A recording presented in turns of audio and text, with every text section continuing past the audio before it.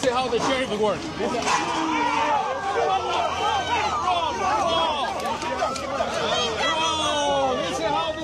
Is this really the version of the US you still want to visit? Personally, I wouldn't feel safe vacationing anywhere near an ICE versus protesters clash. But some Canadians are still crossing the border, and I have to ask why. Welcome back to the channel. In today's video, I've got a report featuring 3 Canadians from across the country who explain why they've canceled their trips to the US. What they're saying? It echoes exactly what many of you have been posting in our comments. And of course, the state of Maine is back in the news, once again pleading for Canadian tourism. They love us. They miss us. But offering discounts and free golf balls isn't going to fix the problem for the US. If they really want us back, they should be lobbying their government, not throwing perks at us. Quick side note, the background photo is the Fairmont Hotel in Quebec City. I've never been there myself, so if any of our viewers from Quebec are watching, drop a comment and tell us more about your province. I definitely plan to head east sometime soon. And as always, if you find value in our content, hit like and subscribe. It helps our channel reach more Canadians and international allies who are just as fed up. Let's get into it. Across Canada, we heard a similar story. Beer, baseball, and barbecue is a great way to spend a summer vacation. Canadians with big plans to travel to the US. Do golf trip, watch the Masters. To spend time with friends or to see loved ones. I would go a few times a year to visit family. But all 3 of these Canadians say that this year will be different. Travel to the US is off the table. I told my buddies I can't travel to a country that's threatening to annex us in good conscience. I'd like to think he's speaking for most Canadians, including me. Because let's be honest, this was never just about tariffs. It's always been about the 51st state rhetoric, the annexation threats, and now, border checks and detainments added to the list. Let's keep going. Take John DeRue from Vancouver Island. So when I say they should be a state, I mean that. He said it was the rhetoric from President Donald Trump about making Canada the 51st state that pushed him to pull the plug on a group trip to Phoenix. We don't find this funny. Same goes for Heath Graham of Saskatoon in central Canada. He had plans for a 10-day road trip ending in Austin, Texas. Barbecue-themed trip. But now he's trading ribs and brisket for whitewater rafting in northern Canada. I don't think it's safe to go down there anymore. And then there's Casey Broughton of Montreal, who identifies as transgender and is also blaming politics for why a visit to see family in Washington, D.C. won't be happening. How is it that it took all this to get Canadians to appreciate that we have a beautiful country we should see more of? And these 3... Casey makes a solid point. Why did it take a president like Donald Trump for Canadians to finally appreciate what we have right here at home? We've got one of the most beautiful countries on the planet. No gun crisis like the States, global respect, and a far better education system. Here's the proof. What's the capital of USA? I have no clue. What is it? New York. Jokes aside, I really believe now is the time to explore our own backyard or travel to countries that actually value us. Why keep going to a place that clearly doesn't? Canadians are part of a broader trend of Canadians canceling trips in a backlash fueled by tariffs and the fiery rhetoric coming out of the White House. Preliminary data for April from Statistics Canada shows that the number of land trips by Canadians out of the US plummeted by over 35% compared to last year, while air trips dropped by nearly 20%. We're the tourism capital of the world. Last month, President Trump dismissed this dip in tourism and the role his rhetoric might be playing. You know, there's a little nationalism there, I guess, perhaps. It's not a big deal. Meanwhile, beyond Canada, the numbers are a bit more mixed. Preliminary data from the National Travel and Tourism Office shows that international visitors from outside Canada and Mexico dropped by some 12% in March compared to the year before, but then increased in April by 8%.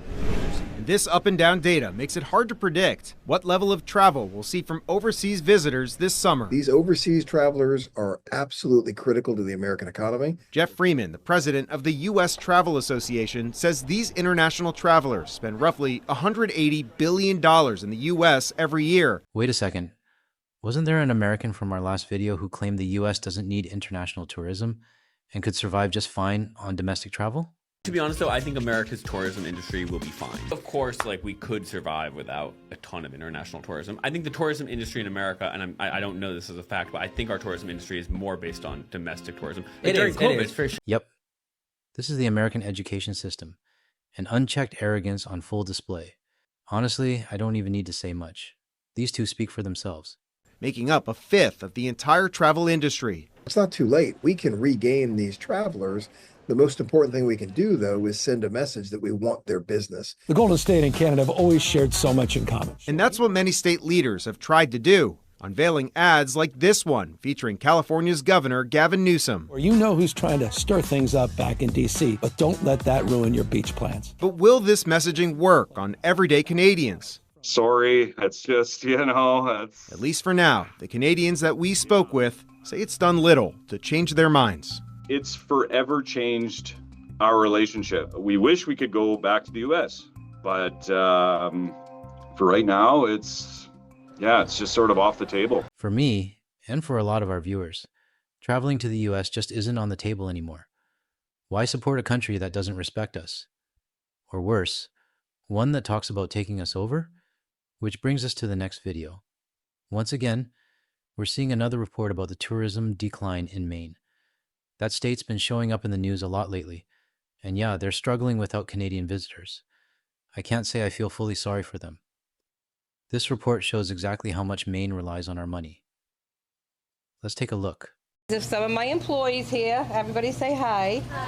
Judy Brightmeyer's ice cream shop in the Ocean Park area of Old Orchard Beach, Maine is open for the season, and Canadians are more than welcome. And I've had a lot of Canadians coming in the past few weekends, which we're very, very happy, but they're a big staple to our community. This part of southern Maine plays host to several Canadians for days, weeks, or months at a time. Have there always been this many Canadians here with you? Yeah, definitely. And U.S. resident Don Hodig wants to keep it that way. You know, we welcome them.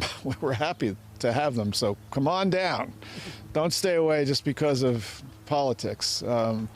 We would love to have you. Mark Duval is a proud American who also proudly supports Canada. Yeah, the Canadian flag speaks volumes for me, and we cherish the Canadians that come down, and we have a great friendly relationship with them, and we depend on them. Jane Sparks was born in Canada, but Maine has been part of her life for over 40 years.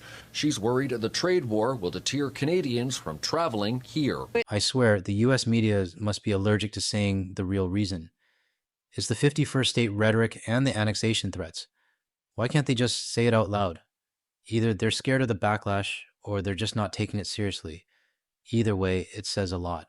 It's sad that they're not coming because of our political environment. You know, we depend on tourism, and it's a shame to hurt the little people in America. It's going to be interesting to see how the summer plays out for us. Canadians definitely do help our economy. Our first customer of the year was actually Canadian, so we're hoping that that's a good telling sign of what's to come for this summer. I see so many patrons that come in that are from Canada. I work in an art gallery, so obviously the success depends on how many people we get in. While there is an expectation the ongoing trade war will make this summer different, folks I spoke with also believe that personal relationships will be able to endure. We welcome them because we welcome everyone here in Maine. I think, majority of the people are welcoming them, and I am one of them. But the summertime question around here is still to be answered.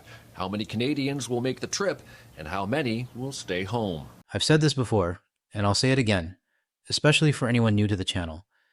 If US businesses really want Canadians back, they need to rethink their approach. Discounts, freebies, golf balls, it's not going to cut it. What Canadians actually want to see is action. Don't market to us. Lobby for us. Talk to your governor, your senator, whoever you need to. Push for real change. Because until that happens, most Canadians aren't coming back, especially if the border situation isn't resolved. If you found value in today's video, a like and subscribe goes a long way in helping our channel grow. I truly appreciate everyone who's supported us so far. It means a lot. Thanks for watching, and we'll see you in the next one.